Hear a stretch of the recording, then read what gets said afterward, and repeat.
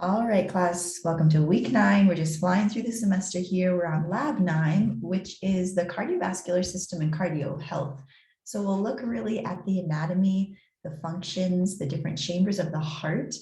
We'll describe the flow through the cardiovascular system. We'll describe all the functions and the type of blood, like venous or arterial, through the different arteries, capillaries, and veins we have.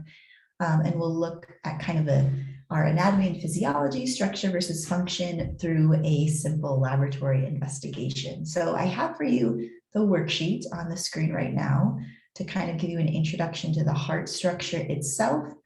The heart is one of my favorite parts of the body because it's just a very orchestrated structure that kind of works as a unit to pump blood to the lungs to pick up oxygen and then to pump blood to the rest of the body.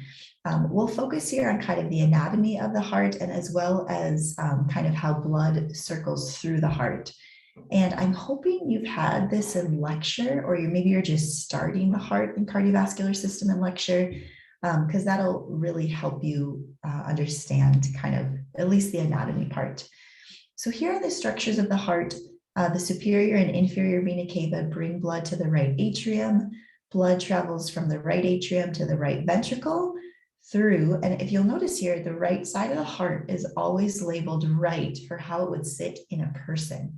So, you know, coming from us, we're looking at it, and that right side of the heart is not our right, but the rights and lefts, when we're in anatomy, always refer to how they would be on the patient or the person. So once heart is in the right ventricle, it gets pumped up through the pulmonary trunk, through the left and right pulmonary arteries, which take deoxygenated blood to the lungs. Once the blood picks up oxygen, it returns to the heart via the left and right pulmonary veins, and it goes into the left atrium, down into the left ventricle, and then out through the aorta, through the rest of the body to bring oxygenated blood to the rest of the body. We have 4 valves in the heart, the atrioventricular valves, which are between atria and ventricle. So here we have a tricuspid valve, the mitral or bicuspid valve. And then we have 2 semilunar valves, which are at the opening to our great blood vessels. So the pulmonary semilunar valve opens up into the pulmonary trunk, and the aortic semilunar valve opens up into the aorta. So those are the 4 valves we have. And the closing of those valves make the lub-dub, lub-dub, lub-dub sound that doctors listen for in the stethoscope. So that's the structure of the heart. And activity 1, you're supposed to identify and label the image of the heart, and it gives you all of the following structures that you should label here. Most of you have figured out really well how to label this. You can work right in Word, or you can print off a copy and then upload the picture that way. So here, you basically just need to label all the structures of the heart using your lecture notes or information from lecture. Let me go ahead and let's share. I'm going to share with you my Google Chrome screen to get to the lab guide itself, which will give you a couple extra information. Again, for activities 1 and 2, you can use your lecture text and notes. You'll also use these same resources to identify the path of blood, and we'll talk about page 3. And then this will give you links to heart sounds, which will be in the next activity. So let's go back to your worksheet. So this first part is labeling the heart, reviewing that anatomy. Activity 2 is tracing the path of blood a drop of blood takes through the heart by listing each of the heart chambers, vessels, and valves in the correct order. So for example, let me just change to a little bigger here. So I want you guys to start in the right atrium, and then I want you to kind of follow the path of blood going from the right atrium, and don't forget to put in valves. So you should put in next the tricuspid valve, because that's at the opening between the atria and ventricles. So the tricuspid valve, also called the atrioventricular valve. And then you should continue on following that path of blood through the chambers of the heart. And again, let me just go one more step farther because I want to get through.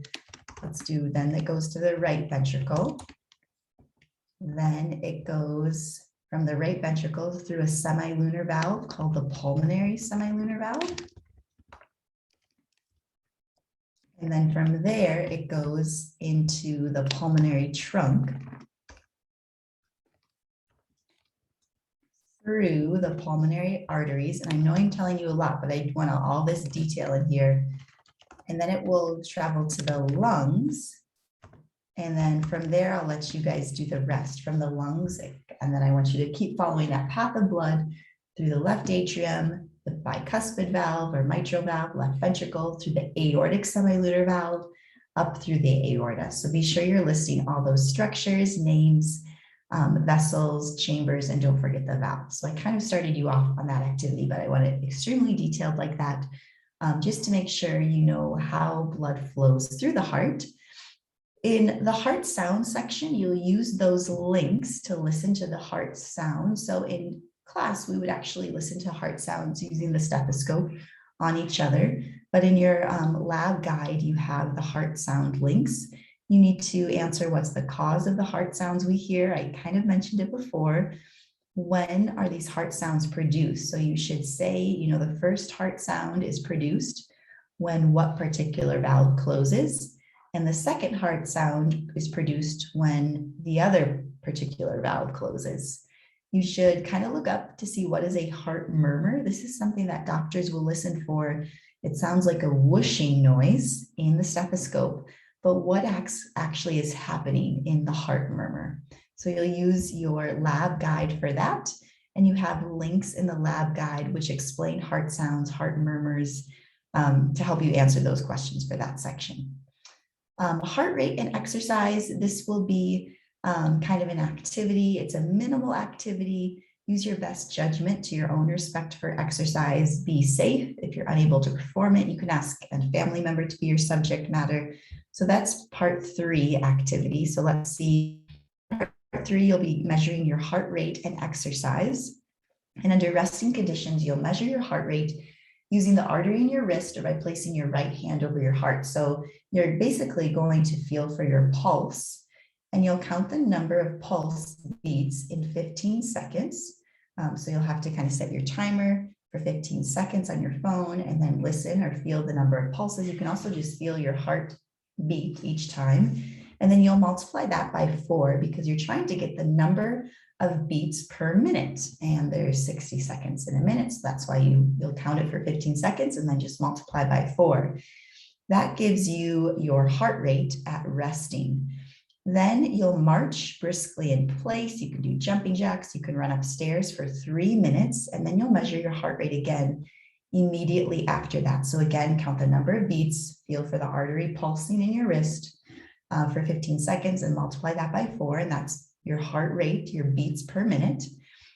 So you'll do this 2 times. You'll take your resting, your exercising heart rate.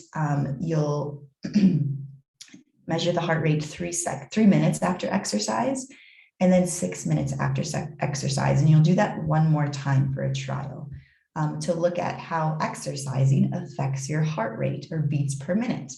And I'm sure just knowing what you probably know that exercise will increase your heart rate.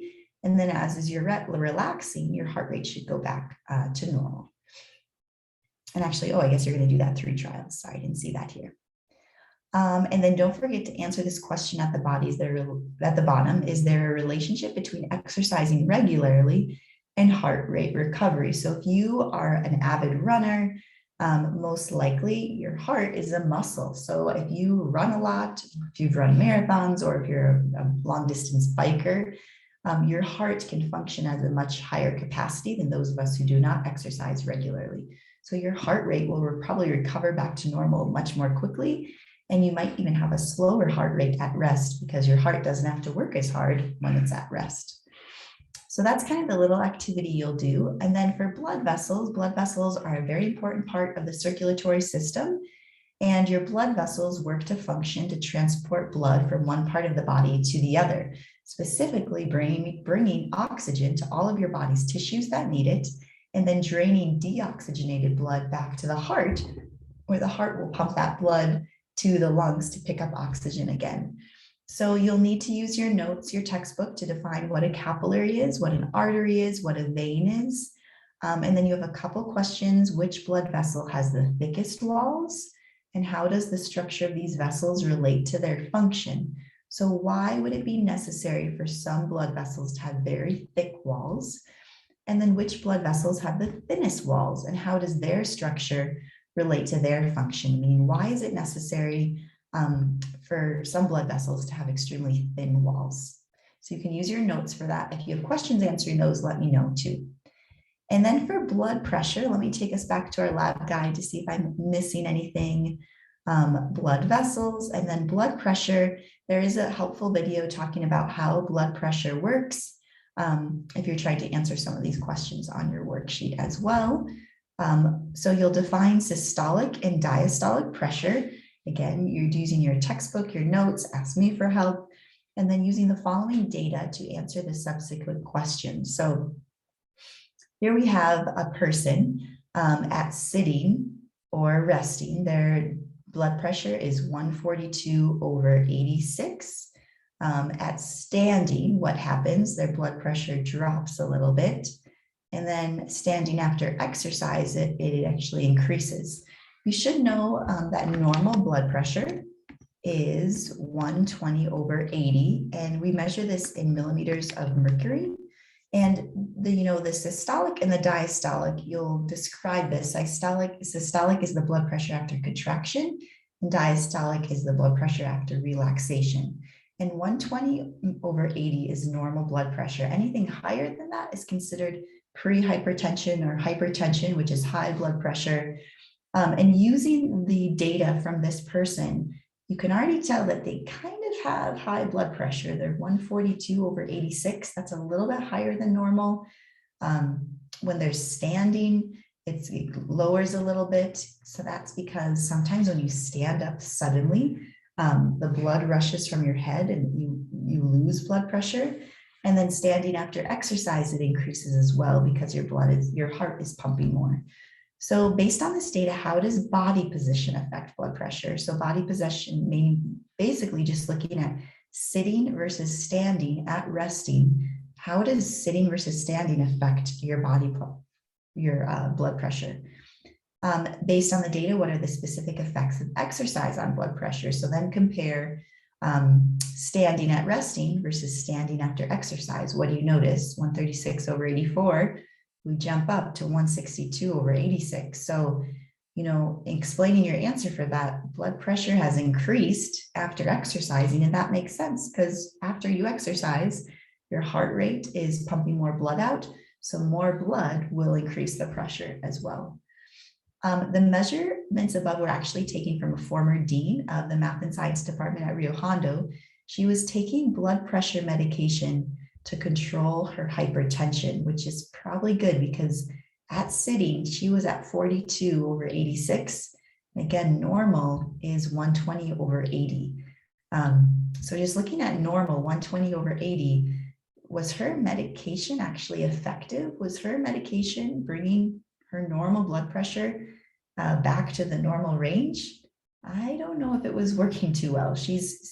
Blood pressure is very precise in that anything over 120 is considered pre-hypertension or hypertension. So at sitting and at rest, she was already pretty high. So from my end, it doesn't look like that medication was effective.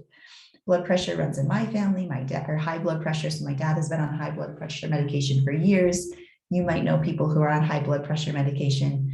And it's really important that that blood pressure medication is working to keep it in this normal range. If you are living with extremely high blood pressure, what that is referring to is the blood pressure in your arteries is building up, usually behind a narrowing of an artery or a blockage.